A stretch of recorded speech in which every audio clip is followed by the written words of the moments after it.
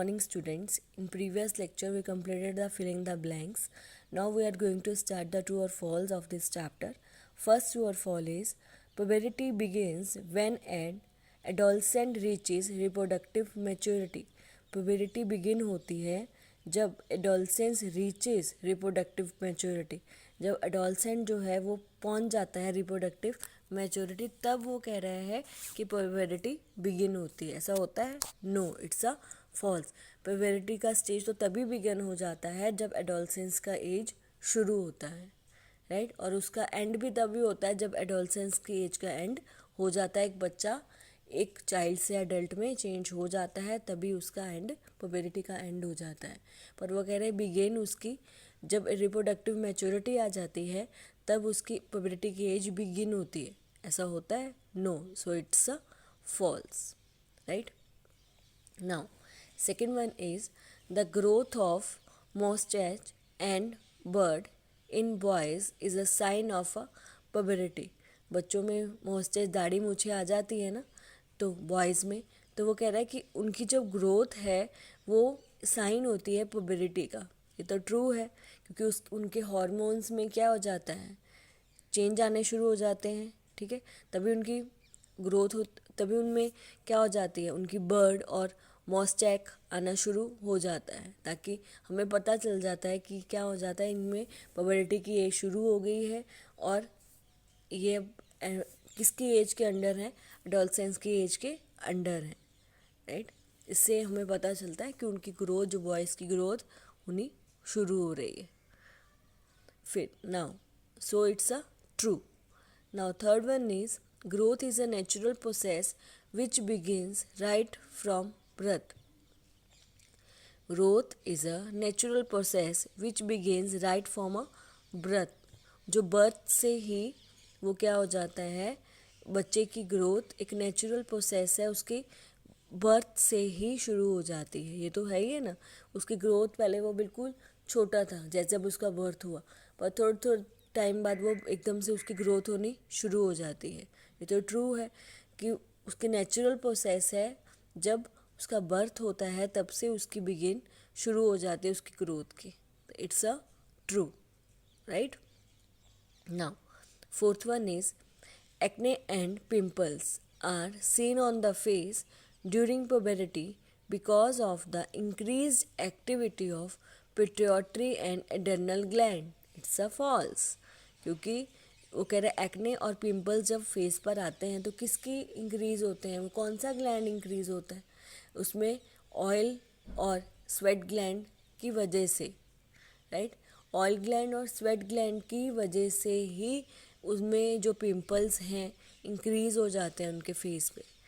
पर इसमें तो वो कह रहे हैं पिट्यूटरी ग्लैंड और एड्रेनल ग्लैंड, एड्रेनल और पिट्यूटरी की वजह से नहीं होता, वो तो ऑयल की वजह से और स्वेट ग्लैंड की वजह से उनकी उनमें जो पिंपल्स है, एक्ने हैं, उनकी फेस पर हमें दिखाई देते हैं एट द एज ऑफ पुबेरिटी. जब पुबेरिटी की एज शुरू होती है तो बच्चे के फेस पर क्या पिंपल्स और एक्ने उन किसकी वजह से होते हैं, ऑयल ग्लैंड और जो स्वेट ग्लैंड होता है उसकी वजह से उनकी फेस पर ऐसा सब देखने को मिलता है. पर पिट्यूटरी और एड्रेनल ग्लैंड की वजह से ऐसा नहीं होता है, right. Now so it's a false. फिर आता है fifth number, hormones releasing from endocrine gland are chemical substance. अब आपको पता है कि एंडोक्राइन ग्लैंड से हार्मोन्स रिलीज़ होते हैं. ठीक है, एंडोक्राइन ग्लैंड्स जो हार्मोन्स रिलीज़ होते हैं वो एक केमिकल सब्सटेंस होते हैं. Hormones releasing from the endocrine glands are chemical substance. Hormone किससे, मेनली जो हार्मोन होते ही हैं रिलीज़ किसके, एंडोक्राइन ग्लैंड की वजह से ही एक केमिकल सब्सटेंस रिलीज़ होता है जिसको हम क्या बोलते हैं, हार्मोन्स बोलते हैं. तो वो केमिकल सब्सटेंस हार्मोन ही है, तो वो किससे हो रहा है, एंडोक्राइन ग्लैंड से ही हो रहा है. तो इट्स अ ट्रू, राइट. मैंने आपको बताया था जो भी हार्मोन्स रिलीज़ होते हैं वो एक केमिकल सब्सटेंस है. वो कौन करता है, एंडोक्राइन ग्लैंड करता है, और उस केमिकल सब्सटेंस को हम क्या बोलते हैं, हार्मोन्स बोला जाता है. इसीलिए क्या है, ट्रू है. Clear. Now sixth one is adrenal gland is connected to the brain. जो एडर्नल ग्लैंड है वो कनेक्टेड है ब्रेन से? नो। पिट्यूटरी जो ग्लैंड होता है वो कनेक्टेड होता है ब्रेन से, पर वो कह रहा है adrenal gland is connected to brain, so it's a false. जो एडर्नल ग्लैंड है वो पिट्यूटरी से ग्लैंड वो क्या होता है, ब्रेन से कनेक्टेड नहीं होता। जो पिट्यूटरी ग्लैंड होता है वो क्या होता है, ब्रेन से कनेक्टेड होता है, right. So it's a false. ये क्या है, फॉल्स है। Okay, now 7.1 is individual's health means the physical and mental well-being।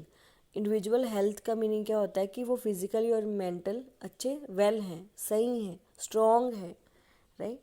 Individual health means the physical and mental well being, मतलब फिजिकली और मेंटली क्या है, अच्छे हैं, वेल हैं, फिट हैं, ये उसकी हेल्थ का मीनिंग होता है। तो ये तो ट्रू ही है। जब एक बच्चा फिजिकली और मेंटली अच्छा रहता है तो हम उसको क्या बोलते हैं कि बेबी ये हेल्दी है, राइट। तो इसीलिए जो बच्चा एक फिजिकली और मेंटली अच्छा होगा तो उसको हम क्या कहेंगे, इसकी हेल्थ कैसी है, अच्छी है। सो it's a true. Okay, now 8th one is milk is balanced food in its self. जो मिल्क है वो एक बैलेंस फूड है, क्योंकि पहले भी आपने 7th क्लास में भी पढ़ा था, मिल्क से सारे न्यूट्रिशंस बच्चे को मिल जाते हैं, सारे न्यूट्रिशंस एक मिल्क में होते ही हैं। तो मिल्क क्या है, एक बैलेंस्ड फूड है, अपने आप में क्या है, एक बैलेंस्ड फूड है, क्योंकि उसमें सारे न्यूट्रिशन जो होते हैं जो एक बच्चे के लिए चाहिए उसमें सारे अवेलेबल होते हैं, ठीक है। इसीलिए उसको एक बैलेंस फूड के नाम से जाना जाता है। Milk is a balance food in its self.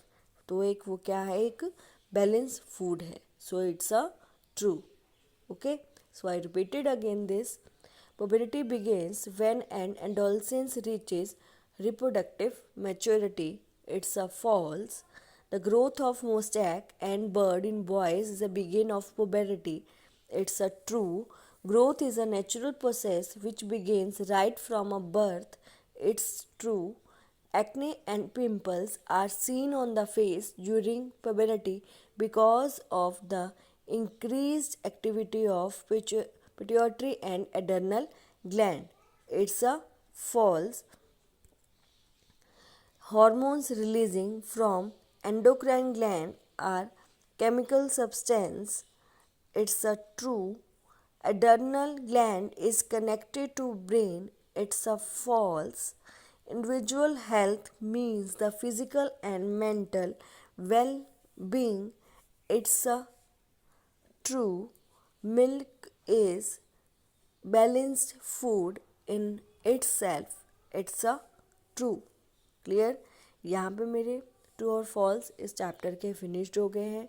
इसमें मैंने सिर्फ एक ही टॉपिक लिए, एक एक टॉपिक ही ले रही हूँ ताकि आपको अच्छे से आप उसको साथ साथ लर्न करके ही लिखो, क्योंकि आपको पता है कि आपको लास्ट में पूरा सिलेबस आना है। इसलिए प्लीज़ उसको स्किप मत करो, जो भी करते हो दिन में उसको लर्न करो और लर्न करके ही लिखो, ताकि आपको बाद में कोई दिक्कत ना हो। सब इकट्ठा हो जाएगा तो बहुत दिक्कत होगी, इसीलिए प्लीज़ इसको लर्न करो और फिर उसको अच्छे से अपनी नोटबुक में लिखो। क्लियर। आज का जो मेरा यहाँ पे है फिनिश्ड हो गया है। नेक्स्ट जो टॉपिक है 1 सेंटेंस आंसर का आएगा वो हम नेक्स्ट वीडियो में शुरू करेंगे। आज की जो भी 8 ही है इसमें ट्रू और फॉल्स, 8 ट्रू और फॉल्स अच्छे से आपको अपनी बस नोटबुक पे लिखने हैं। कल हम नेक्स्ट टॉपिक शुरू करेंगे।